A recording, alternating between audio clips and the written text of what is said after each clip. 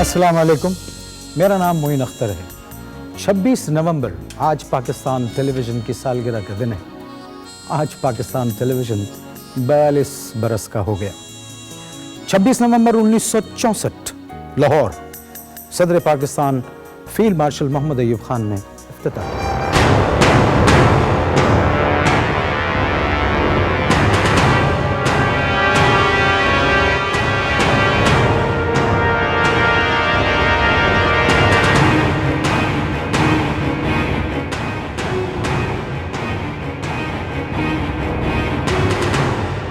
इन 42 सालों में किसी भी सरकारी इदारे ने इतनी तरक्की नहीं की जितनी तरक्की पाकिस्तान टेलीविज़न ने की। ये कोई सुनी सुनाई बात नहीं है, सब आपने अपनी आंखों से देखा।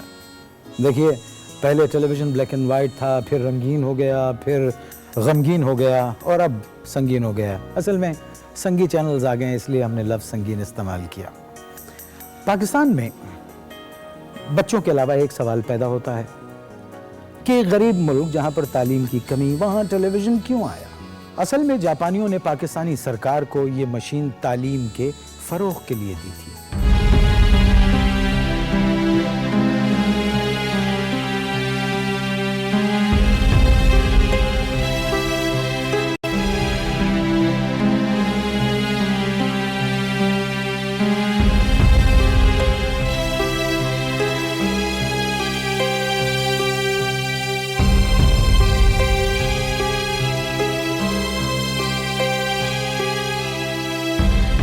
मगर 2-3 दिनों में ही जापानियों को मालूम हो गया कि पाकिस्तानी सरकार सिवाय तालीम के फ़रोग़ के हर चीज़ को फ़रोग़ देना चाहती है। जापानियों ने वो मशीन वापस नहीं ली।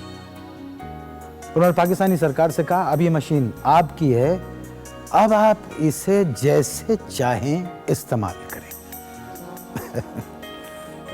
चूँकि सरकारी मशीन थी, इसलिए इन 42 बरसों में जो भी सरकार आई उसने इस मशीन को अपनी मर्जी से चलाया। उस जमाने में ट्रांसमिशन या तो बराह रास्त होती थी या सरबराह रास्त होती थी, इसलिए माफ़ कीजिएगा, उसका कोई रिकॉर्ड हमारे पास मौजूद नहीं है, मगर हम आपको बता तो सकते हैं।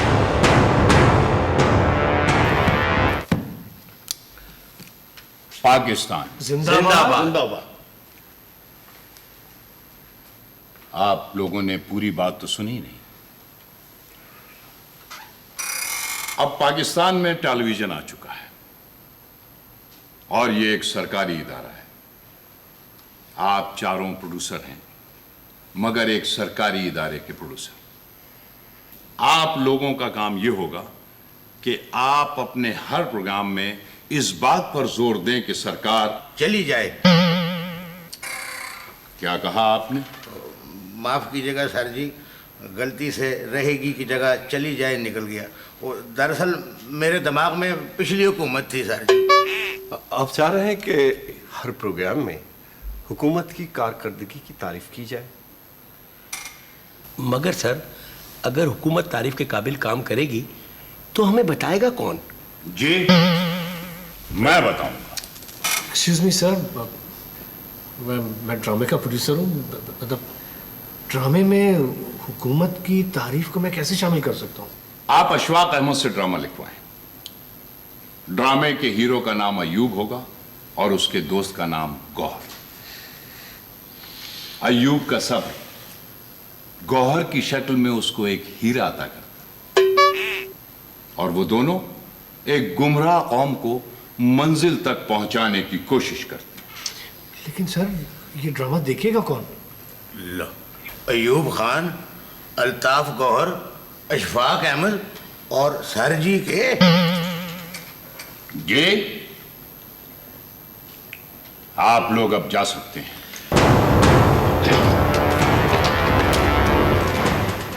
1964 में टेलीविज़न शुरू हुआ और 1965 में जंग शुरू हो गई।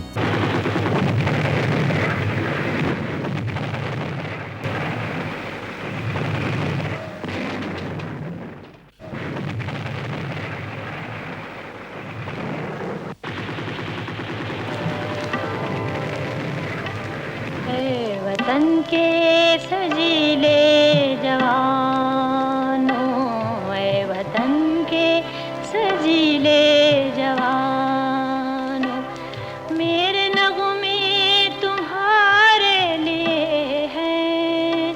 दुश्मन के खिलाफ पीटीवी एक सिपाही बन गया। अपने सिपाहियों की तरह से पीटीवी ने भी कौम के हौसले बुलंद रखे। पाकिस्तान के 10 करोड़ अवाम जिनके दिल की धड़कन में ला इलाहा इल्लल्लाह मोहम्मद रसूलुल्लाह की सदा गूंज रही है, उस वक्त तक चैन से नहीं बैठेंगे जब तक दुश्मन की तोपें हमेशा के लिए खामोश न हो जाएं। हिंदुस्तानी हुक्मरान शायद अभी नहीं जानते कि उन्होंने किस कौम को ललकारा है। पीटीवी के पहले मर्द अनाउंसर तारिक अजीज थे और पहली खातून अनाउंसर कमल नसीर थी। ये उसी कौम के नुमाइंदे थे जिस कौम को दुश्मन ने ललकारा था। देखती आंखों सुनते कानों आपको तारिक अजीज का सलाम पहुंचे और कमल नसीर की तरफ से आदाब। या खुदा, ये क्या माजरा है? ये किस किस्म की आवाजें हैं? कुछ तुम्हें सुनाई दे रहा है? देखो, ओहो ओहो ओहो, यहां भी आवाजें आने लगी। सदर अय्यूब ने वैसे ठीक कहा था, ये तुमने किस कौम को ललकारा है? मेरा ख्याल है हमला खत्म हो गया। हवाई, जमीनी तो अभी शुरू भी नहीं हुआ। आपे में रहो। अय्यूब खान के 10 सालों में पीटीवी ने बहुत तरक्की की। पीटीवी हर घर की जीनत बन गया। अय्यूब खान कब तक हुकूमत करते? थक गए थे, इसीलिए जाते जाते हुकूमत की भागदौड़ याह्या खान के हवाले कर दी।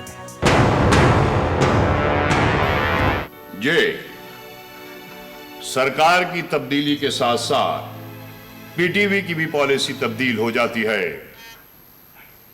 अब टेलीविजन के किसी प्रोग्राम में अय्यूब खान की तारीफ नहीं की जाएगी।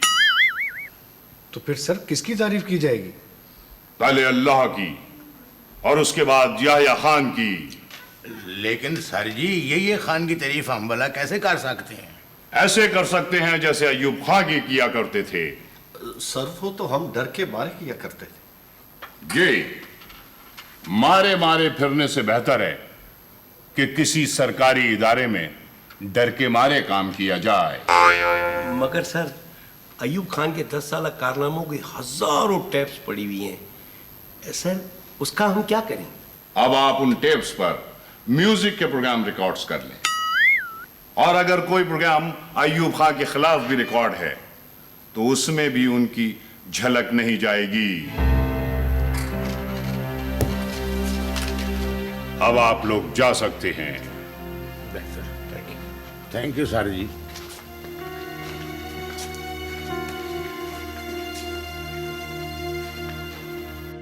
याह्या खान सरबरा होने के बावजूद टेलीविजन पर बहुत कम आए। उसकी एक वजह यह थी कि उन दिनों मॉर्निंग ट्रांसमिशन होती नहीं थी और इवनिंग में याह्या खान कुछ बोल के नहीं देते थे। मगर एक बात है, 1970 के इलेक्शन याह्या खान ने खूब करवाए।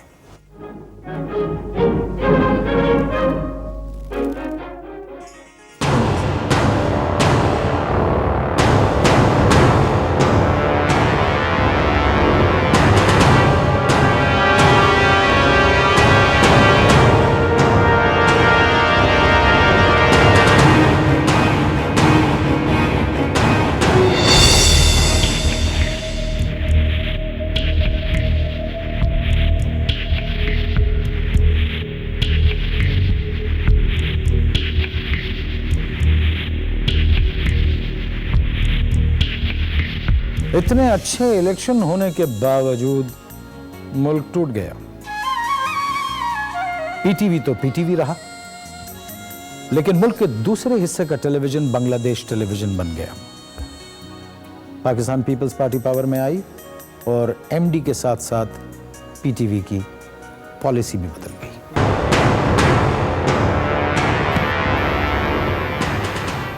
अब पाकिस्तान के हालात बदल चुके हैं।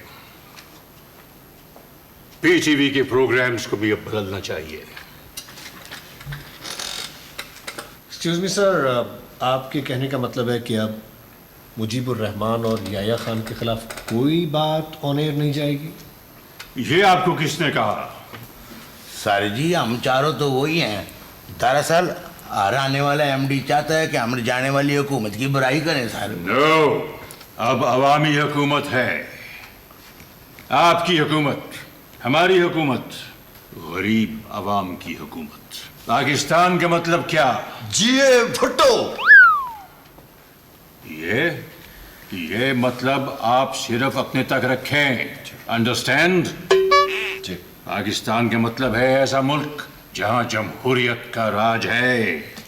हर एक को रोटी, कपड़ा और मकान मिलेगा। एक्सक्यूज मी सर, अब पीटीवी की पॉलिसी क्या होगी? हर ड्रामा मेहनत कश पर होना चाहिए। हर घर में रोटी और कपड़ा आना चाहिए। गरीब लोगों को तालीम हासिल करते हुए दिखाइए। तालीम? बस एक बात याद रखें, बगैर मेहनत कश के कोई प्रोग्राम ऑन एयर नहीं जाएगा। एक्सक्यूज मी सर, वो अनारकली ड्रामा बना रहा हूँ और अनारकली में मेहनत कश मैं कैसे इनकॉर्पोरेट करूँ? Good question, but the answer is very simple. आप अनारकली के डैडी को मेहनत कश दिखा दें। मगर ड्यू रिस्पेक्ट सर, अनारकली का बाप नहीं है, सिर्फ माँ है। मगर बगैर मेहनत कश के अनारकली कैसे पैदा हुई होगी? सर जी, जीवे जीवे पाकिस्तान और सोनी धरती अल्लाह रखे जो है, वो तो शहनाज बेगम ने गाया है सर जी। वो तो बंगाली है। तो आप टाइटल से शहनाज बेगम बंगाली हटा दें और सिर्फ शहनाज बेगम रहने दें। और जो लिरिसिस्ट हैं, जो सॉन्ग राइटर्स हैं, वो तो मसरूर अनवर और जमीलुद्दीन आली साहब हैं। दोनों पाकिस्तानी हैं। You are right sir, right. We are wrong sir. Soni Dharti, Soni धरती, अल्लाह रखे कदम कदम आबाद, कदम कदम आबाद तुझे, कदम कदम आबाद तुझे। बहुत बड़े फनकार, मेरे बुजुर्ग, मेरे मोहतरम जनाब जुल्फ़िकार अली बुखारी।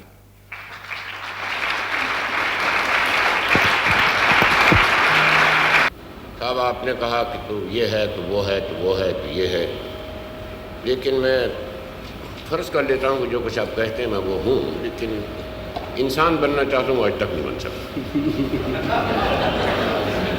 आइए मिलिए उनसे मुइन अख्तर साहब। पिछले दिनों मुल्क में इलेक्शन के सिलसिले में बहुत हंगामा रहा।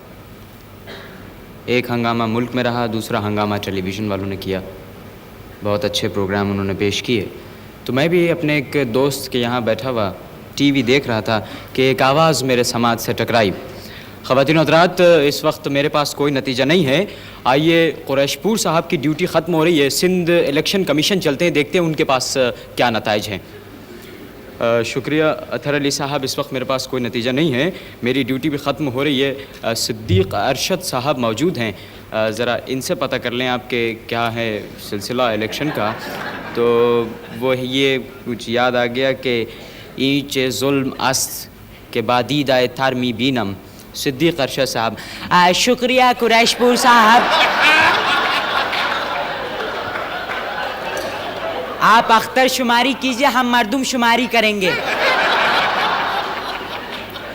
नाजरीन, इस वक्त मेरे पास थरपारकर ज़िला नंबर 1 के नताइज मौसूल हो चुके हैं, जिसकी रूह से 22 पोलिंग स्टेशंस में से 12 के नताइज मौसूल हो चुके हैं, जिसकी रूह से आज़ाद उम्मीदवार जनाब ठरक खान 50 वोटों से सबकत हासिल कर रहे हैं जनाब झड़क खान पर, जो आज़ाद उम्मीदवार हैं। ये थे कुल नताइज। अब कोई नतीजा नहीं है नाजरीन, ज़रा 1 मिनट। कोई नतीजा है जनाब? नहीं है जनाब। फिल्मों में जो कॉलेज का माहौल और यूनिवर्सिटी का माहौल होता है, इसके बारे में आपका कुछ मुशाहिदा है? मुशाहिदा ये है कि इतना गलत माहौल पेश किया जाता है कि मेरे ख्याल से तो पाकिस्तान के किसी भी कॉलेज में वो हाल नहीं होगा, या हॉस्टल में जो आजकल के पिक्चर्स में दिखाई देते हैं। पिक्चर्स? बिल्कुल। अच्छा यानी बात साहब मतलब है भुट्टो साहब के ज़माने में ये मालूम करना मुश्किल हो गया था कि पीटीवी के चेयरमैन कौन हैं, एमडी कौन है और गार्ड कौन है, क्योंकि तीनों एक ही रंग के शलवार कमीज में दफ्तर आया करते थे। अब सिर्फ एक ही तरीका रह गया था मालूम करने का कि जो साइकिल पे आ रहा है वो गार्ड है, जो कार में आ रहे हैं वो एमडी हैं, और जो दफ्तर आ ही नहीं रहे हैं वो चेयरमैन हैं। दुनिया हमें अब जो कहे, दुनिया की रस्मों को तोड़ तोड़ चले, राहें हमें अब जो कहे, राहों की बाहों को छोड़ छोड़ चले। उस राह के पे जो हमसे अभी अनजानों में नादानों में, क्या मुझको खबर मैं जाऊं किधर। खुशी का बादल खुशी का चल छाया छाया छाया छाया छाया छाया महकता मौसम नया रसीली। अवामी टेलीविजन अचानक इस्लामी हो गया। भुट्टो साहब चले गए और जनरल ज़ियाउल हक का दौर शुरू हो गया। अल्लाह का शुक्र है अवामी दौर खत्म हो गया। पाकिस्तान इस्लाम के नाम पे बना था। पाकिस्तान का मतलब क्या? ज़ियाउल हक। ये जवाब आप अपने तक रखें। पाकिस्तान एक इस्लामी मुमलिकत है। सर टीवी की पॉलिसी बताएंगे? टीवी की पॉलिसी मर्द औरत के करीब नहीं जाए। तो सर इसका मतलब हुआ कि हम ड्रामे में औलाद नहीं दिखा सकते? नहीं, औलाद होने के बाद आप ड्रामा शुरू करें। और क्या हुक्म है सर? भाई सर पे पल्लू लाजमी है। आप आजकल क्या कर रहे हैं? वही मेरा मतलब है कि फरीदा खानम के 13 प्रोग्राम रिकॉर्ड कर रहा हूँ। भैया आप उनसे कहें कि वो दाग की गजलें सर पर पल्लू रख के गाएं। सर वो धड़ पर तो पल्लू रखती नहीं है, तो सर पर कैसे रखेंगी? आप रिकॉर्डिंग रोक दें, प्रोग्राम बंद करने। I don't want this. No no.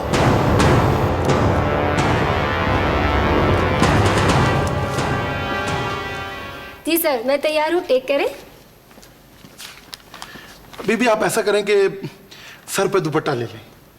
जी सिर्फ सर छुपाना जरूरी है? जी हाँ। ठीक है सर, अब टेक करें।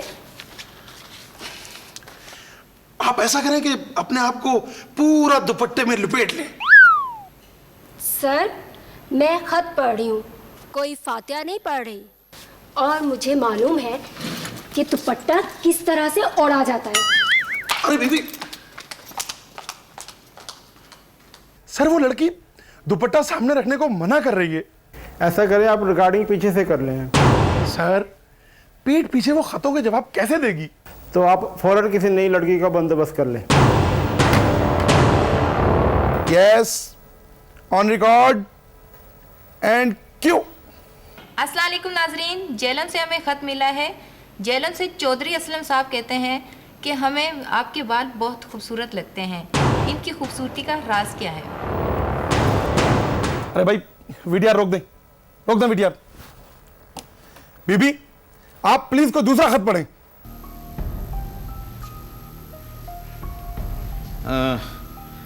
पहले आप इन्हें दुपट्टा सही तरीके से पहनाइए, फिर मैं इनका ऑपरेशन करूंगा। सर इनका ब्रेस्ट कैंसर का ऑपरेशन है, दुपट्टा कैसे पहन सकती है? इस्लामी निज़ाम में इस ऑपरेशन के अलावा हर ऑपरेशन हो सकता है। आप ऐसा कीजिए कि हसीना मुझसे कहिए कि इनके कान का ऑपरेशन रखते हैं, ठीक है? ओके।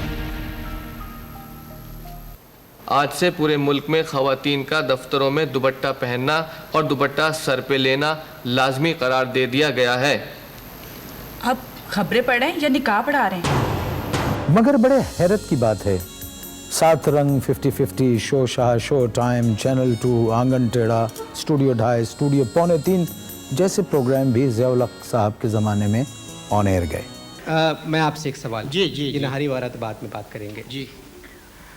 मैं एक सवाल इनसे मैं और कर लूँ, फिर मैं आपसे पूछता हूँ, क्योंकि मुझे अफसोस हो रहा है। सर मुझे प्लीज़ बात करने दें। ये जो पहली नज़्म थी वो क्या थी? मैं फिर सुनाती हूँ आपको, सुनिएगा। दुख की चादर, याद का बॉर्डर, मेरे गाल की लाली, तेरे गाल का पाउडर, सुख की दुबली पतली बिल्ली, दुख के मोटे मोटे चूहे भौंक रहे थे मेरे घर पर। दुख की चादर, याद का बॉर्डर, ओढ़ के बिनते निकली घर से ज़ौक़। कसम अल्लाह की, नरगिसी कोफ्तों का मजा आ गया।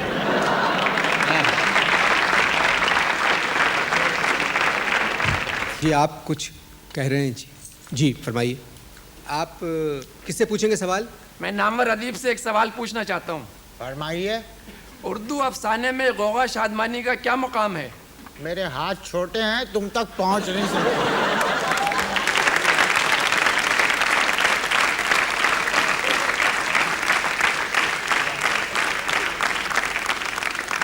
अगर मेरे हाथ तुम तक पहुंच सकते, तुम्हारे गाल पर 2 थप्पड़ पड़ते, फिर मैं तुम्हें बताता कि गोगा शादमानी का क्या मकाम है। सर प्लीज, आप कैसी बात कर रहे हैं? ये पहला अदबी सवाल किया है, मुमकिन है कि अदब में कोई मुकाम हो। जी मियाँ, ये आप क्यों पूछ रहे हैं? गोगा शादमानी की बेटी से मेरी शादी हो रही है, माशाल्लाह, जिन्होंने शादी की बात लगाई है। वो कह रहे थे कि बहुत बड़े अफसाना निगार हैं। बाहर मिलना प्रोग्राम के बाद, मैं पूरी तफसील गोगा शादमानी की लिख के दे दूंगा तुम्हें।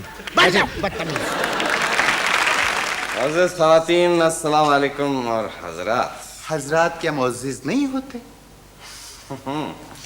जी मेरा नाम महबूब अहमद है और मैं आपके मोहल्ले से काउंसलर का इंतखाब लड़ा हूँ। मेरा पैदाइशी निशान लोटा है। इंतखाबी निशान लोटा है, पैदाइशी निशान तो आपके कल्ले पे है। जी माफ़ कीजिएगा, इंतखाबी निशान लोटा है और मैं उम्मीद से हूँ कि नहीं, मुझे उम्मीद है जी और मुझे उम्मीद है कि अगर मैं काउंसलर हो गया तो मैं आपसे वादा करता हूँ कि आपके महल्ले का पानी किसी और महल्ले में बंद होगा। Very good, very good. कबूतर मत बजाओ, परसों भी तुमने 3 मार दिए थे।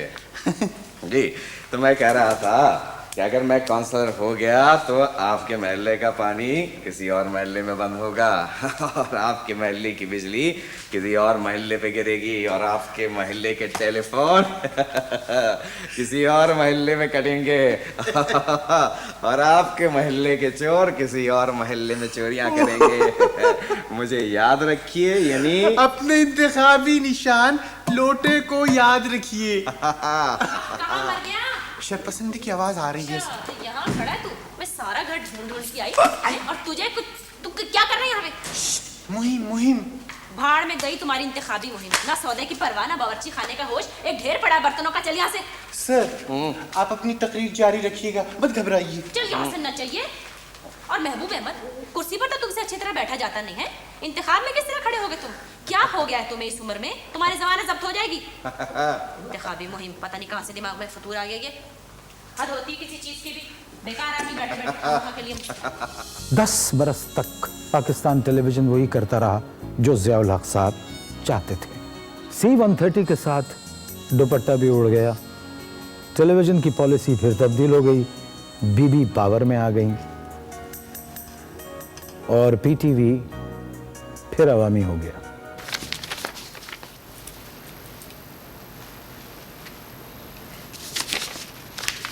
तुम परेशान क्यों? अरे भाई, वो मैंने कल जो खबरें पढ़नी थी वो MD साहब ने मुझे दी थी, लेकिन मैं कहीं रख के भूल गया शायद। हमें जो खबरें परसों पढ़नी है वो मेरे पास पड़ी हैं, वो हम कल पढ़ देंगे। परसों वाली खबरें कल कैसे पढ़ सकते हैं? खबरें देखता कौन है, कुछ भी पढ़ लो।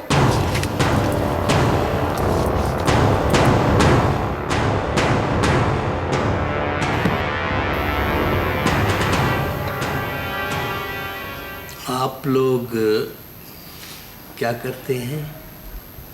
सर कुछ नहीं, बस MD साहब को आते जाते दिखते। मैं आप लोगों से एक बात करना चाहता हूँ। सर मोहतरमा के खिलाफ कोई बात नहीं होगी। आपने मेरे मुंह की बात छीन ली। अवामी दौर दोबारा आ गया है। सारे प्रोग्राम अवामी होने चाहिए। बिल्कुल सर जी, मैं तो ये कहता हूँ कि हुकूमत को चाहिए कि अवामी एक्सप्रेस के नाम से एक रेलगाड़ी और चला दे। मेरे कहने का मतलब ये है कि हर ड्रामे में रोटी, कपड़ा और मकान नजर आना चाहिए और अदाकाराएं जिस तरह भी दुपट्टा पहनना चाहती हैं उनको पहनने दें। वाह वाह। मगर सर दूसरी सियासी जमातें खवातीन के गलत दुपट्टे पहनने पर एतराज करती हैं। तो भाई उनसे कहें कि वो अदाकारा का चेहरा देखें।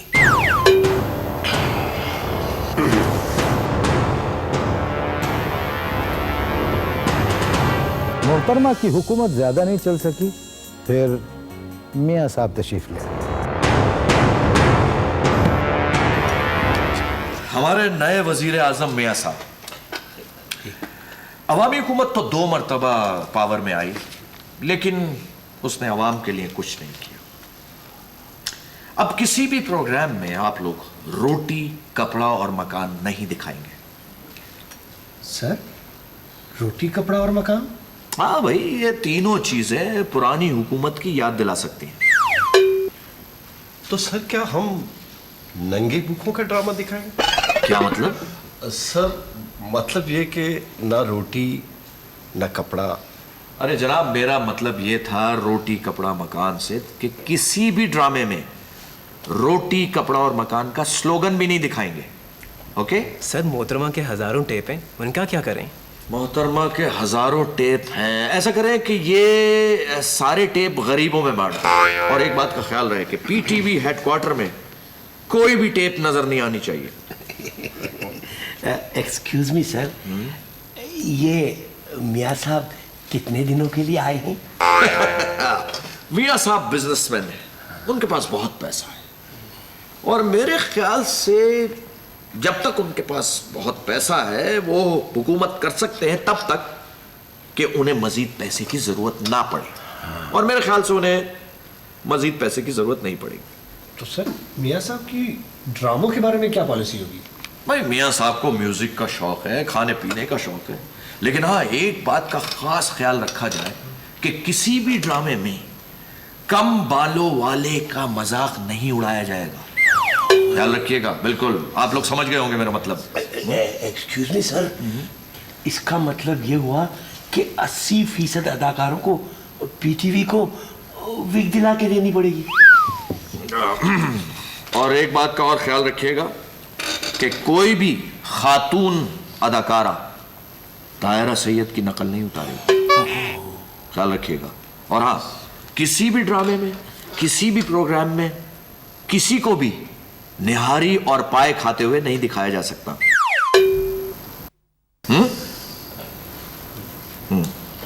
सर यहाँ तो वजीर आजम इतनी जल्दी बदल जाते हैं कि हमें संजीदा काम करने का मौका ही नहीं मिलता। आप संजीदा काम करना चाहते हैं जी, तो फिर आप पीटीवी छोड़ दें। Is that clear? मियाँ साहब की हुकूमत भी ज़्यादा देर कायम नहीं रह सकी। बीबी फिर पावर में आ गई। पाकिस्तान टेलीविज़न तीसरी मर्तबा अवामी हो गया।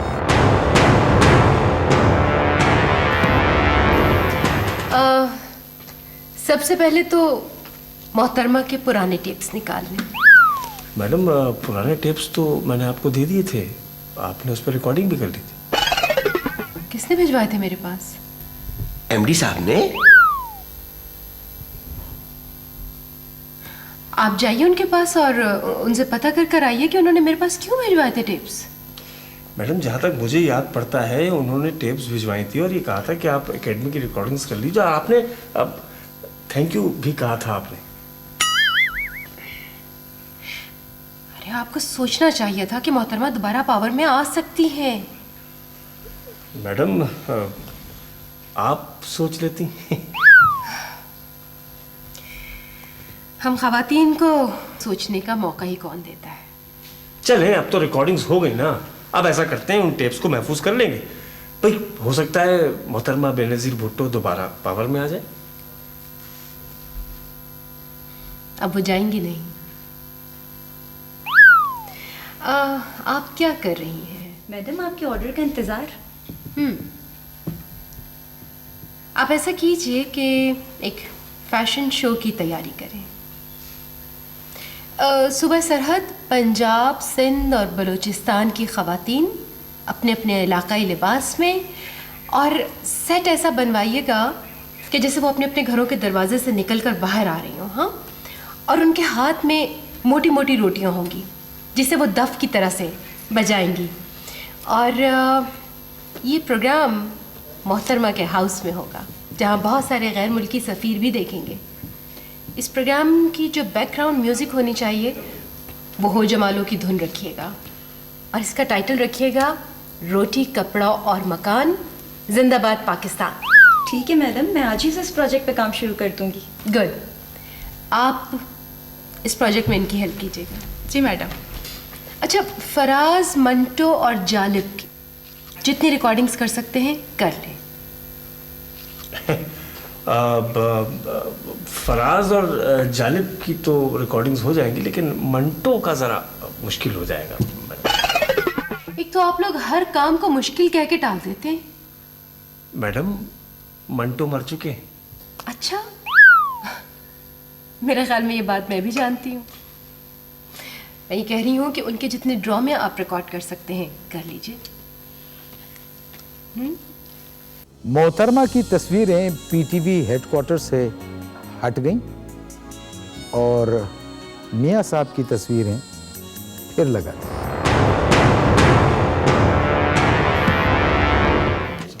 हाँ, और सुहेल आशिफ को बोलिएगा कि मैं उसे याद कर रहा हूँ। जी जी, हाँ मैं करता हूँ बात अभी मीटिंग में। अच्छा बैठे बैठे जी आप लोग। सॉरी। देखें जी, इससे पहले कि मैं आप लोगों को बताऊं कि सरकार की पॉलिसी क्या है जी, मैं आपसे कुछ ज़रूरी बातें करना चाहता हूं जी, समझ गए? एक्सक्यूज मी सर, वो मोहतरमा के दौर की तमाम टिप्स हमने ज़ाया कर दी। और सर, किसी भी ड्रामे में रोटी, कपड़े और मकान का जिक्र नहीं होना चाहिए। और बल्कि सर जी, मैं तो ये कहता हूँ कि अवामी हुकूमत के ख़िलाफ़ एक डॉक्यूमेंट्री तैयार की जाए और जिसके अंदर गरीबों की हालत ज़ार बतलाई जाए, चाहे हमको गरीबों से ये भी कलवाना पड़ जाए कि इन्होंने हमसे झूठ बोल के वोट ले लिया। एक्सक्यूज मी सर, और हमें एक रिपोर्ट भी तैयार करनी है कि दौरे अवामी हुकूमत में वजीरों ने कितना पैसा कमाया। आप लोग तो बहुत जीनियस हैं। कब से हैं पीटीवी में? सर असल से।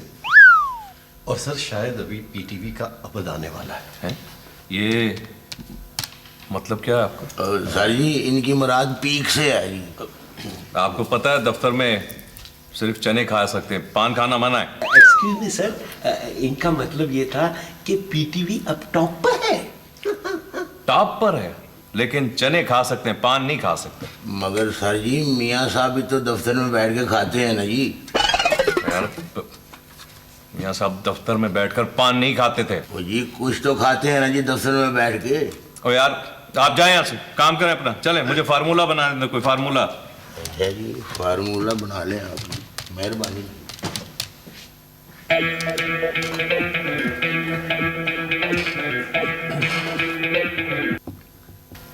जी जी सर, मैं फार्मूला ही बना रहा हूँ। जी जी, मैं करता हूँ।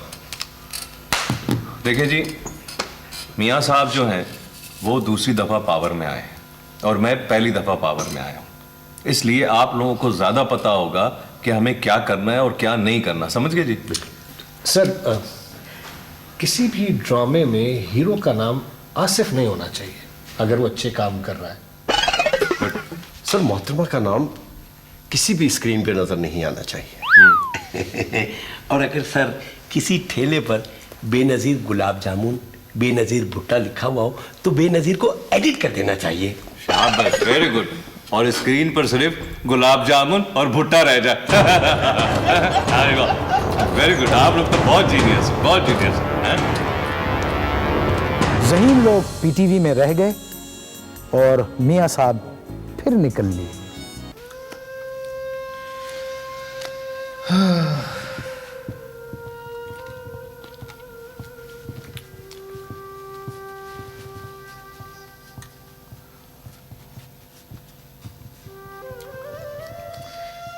सर वैसे बहुत अफसोस हुआ, मियाँ साहब छोड़ के चले गए आपको। जी जी जी।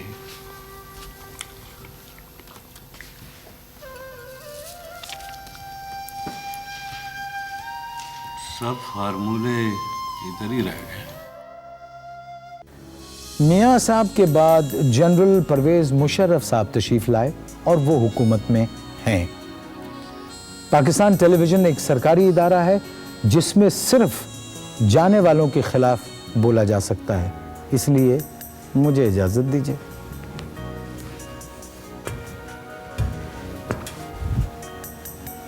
पीटीवी के 42 सुनहरी साल आप सबको मुबारक हों। पीटीवी जिंदाबाद, पाकिस्तान पाइंदाबाद। उम्मीदें सुबह जमाल रखना, ख्याल रखना,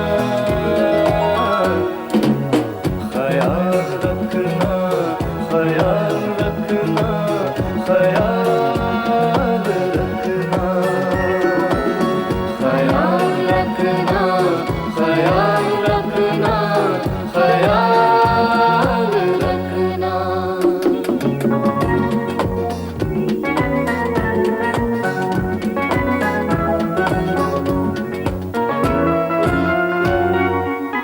ये धूप इसकी, ये छाँव इसकी, हमारी दौलत, हमारी दौलत। ये खाके पाक इसकी, अपनी इज्जत है, अपनी अजमत है, अपनी अजमत। नए दिनों की मुसाफतों को उजालना है, उजालना है। वफा से आसूदा सातों को संभालना है, संभालना है। उम्मीदें सुबह जमाल रखना, ख्याल रखना, ख्याल रखना, ख्याल रखना, ख्याल